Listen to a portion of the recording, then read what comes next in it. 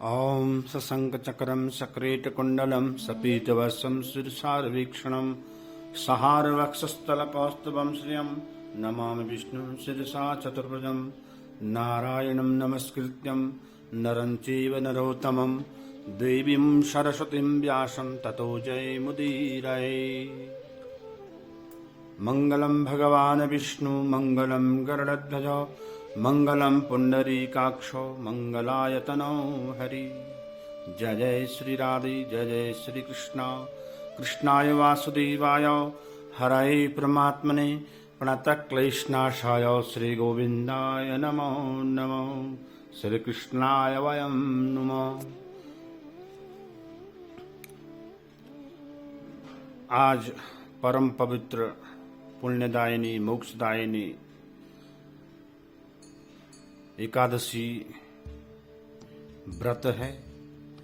आज हम भगवान श्री राधा कृष्ण की युगल छवि के दर्शन के साथ इस पवित्र और पुण्यदायिनी मोक्षदायिनी एकादशी व्रत की कथा सुनते हैं। तो आइए आज इस कथा का माध्यम सुनते हैं। तो भगवान श्री कृष्ण से युधिष्ठिर महाराज जी ने पूछा, हे प्रभु, आपने मुझे आश्विन मास के कृष्ण पक्ष के एकादशी के मातम्य के बारे में विधि पूर्वक से बताया। अब मैं आपसे आश्विन मास के शुक्ल पक्ष की जो एकादशी है उसके मातम्य के बारे में सुनना चाहता हूँ। उसकी क्या कथा है, क्या विधि है, उसको बताइए। तो भगवान श्री कृष्ण ने युधिष्ठिर महाराज जी के पूछने पर कहते हैं, हे कुंती नंदन, जो आश्विन मास के शुक्ल पक्ष की जो एकादशी है, इस एकादशी का नाम पापंकुशा एकादशी है। जैसे नाम में विदित है पापंकुशा। इस एकादशी का व्रत लेने से जन्म जन्मांतर के पाप नष्ट हो जाते हैं। और कहा गया है कि इस एकादशी के व्रत लेने से जो व्रती है उसके नाना पक्ष से भी 10 पीढ़ियों का उद्धार और पितृपक्ष से भी 10 पीढ़ियों का उद्धार हो जाता है। लेकिन इस व्रत में सावधानी ये है कि इस व्रत में कोशिश करनी चाहिए भगवान का व्रत विधि पूर्वक से करें, संयम से रहें, ब्रह्मचर्य का पालन करें और कोशिश करें इस दिन भगवान का जो अष्टाक्षर मंत्र है, द्वादशाक्षर मंत्र है, इन मंत्रों का जाप करें, विष्णु सहस्त्र नाम का पाठ करें, एकादशी का माध्यम जरूर पढ़ें और कोशिश करें कि दिन भर ज़्यादा वार्तालाप किसी से न करें, व्यर्थ के अनर्गल वार्तालाप से बचें और कोशिश करें इस व्रत में विधि पूर्वक से भगवान का पूजन करते हुए रात्रि जागरण करें।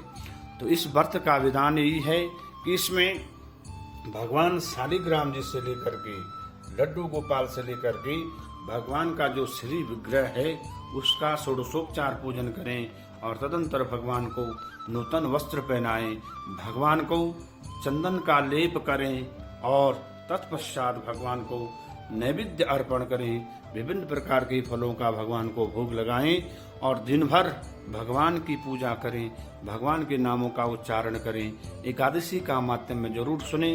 तो इस विधि से और द्वादशी में इस व्रत का पारण करें तो इस व्रत को करने से सभी मनोवांछित फल की प्राप्ति प्राप्त हो जाती है। कहते हैं कि पापांकुशा एकादशी का यही माध्यम है कि एक व्यक्ति अगर 1000 वर्ष तक अगर कोई व्रत करता है, जाप करता है, तो उस 100 वर्षों तक व्रत करने का भी वही फल है, जाप करने का वही फल है जो एक एकादशी का व्रत लेने से वो फल प्राप्त हो जाता है। लेकिन इस एकादशी के व्रत में नियम और श्रद्धा भक्ति पूर्वक से जो व्रत लेगा उसको निश्चित ही समस्त मनोकामनाओं की प्राप्त हो जाती है। अब इसकी व्रत की कथा इस प्रकार से आती है कि भगवान श्री कृष्ण युधिष्ठिर महाराज जी से कह रहे हैं कि हे राजन, पूर्व समय में, प्राचीन समय में एक बहेलिया था। उसने अनेक प्रकार के पाप कर्म के लोगों को मारा, लूटा और हमें अनेक प्रकार की जीवों की हत्या की। और एक समय ऐसा आ गया कि उस पाप के कारण उसका मन बड़ा विक्षोभ हुआ, उसे बड़ा दुख हुआ कि मैंने तो जीवन भर पाप कर्म कर रखे हैं, इस कारण से मुझे अवश्य ही नरकगामी होना पड़ेगा। तो कैसे मैं इस नरक से बचूं, उसके लिए उसने क्या किया, वहीं आगे जा रहा था तो अंगिरा ऋषि के आश्रम में पहुंचा और आश्रम में पहुंच करके ऋषि के चरणों में पड़ गया। और कहते हैं कि ऋषि के आश्रम में जब पहुंचा तो ऋषि के चरणों में प्रणाम किया और अपनी पूरी व्यथा बताई कि मैंने तो जीवन भर पाप कर रखे हैं, हे महात्मन कैसे मेरा उद्धार हो, उसके लिए उपाय बताइए। तो तब वहां पे अंगिरा ऋषि कह रहे हैं कि हे बहलिया, अगर तुम आश्विन मास के शुक्ल पक्ष में जो एकादशी आती है उस एकादशी का नाम पापांकुशा एकादशी है, उसका व्रत करोगे तो निश्चित ही तुम्हारी सारी मनोकामनाएं पूर्ण हो जाएंगी और तुम इस पाप से मुक्त हो जाओगी।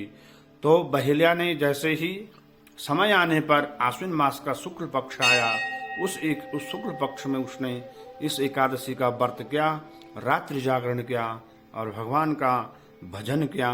कहते हैं इस व्रत के प्रभाव से उसे समस्त पापों से मुक्ति मिल गई और वह भगवान के श्री धाम को प्राप्त हुआ। तो प्रभु प्रेमी, एक व्रत लेने से भले उसको मुक्ति मिल गई, लेकिन ये कलिकाल है, इस कलिकाल में सतत भगवत भक्ति से ही भगवान की प्राप्त होती है और भगवत भक्ति से ही भगवान के चरणों में जो मन के विकार हैं वो धीरे धीरे बाहर निकलते हैं। इसलिए सभी प्रभु प्रेमियों को ये कोशिश करनी चाहिए कि दिन रात भगवान की भक्ति करें और भगवान का भजन करें। यही इस कलिकाल में एक उद्धार का मार्ग है।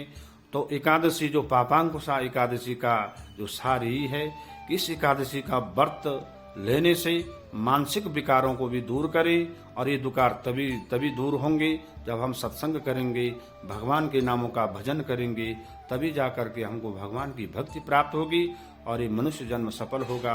आप सभी को इस पापांकुशा एकादशी की बहुत बहुत शुभकामनाएं। जय श्री राधे, जय श्री कृष्णा। बोल बांके बिहारी लाल की जय।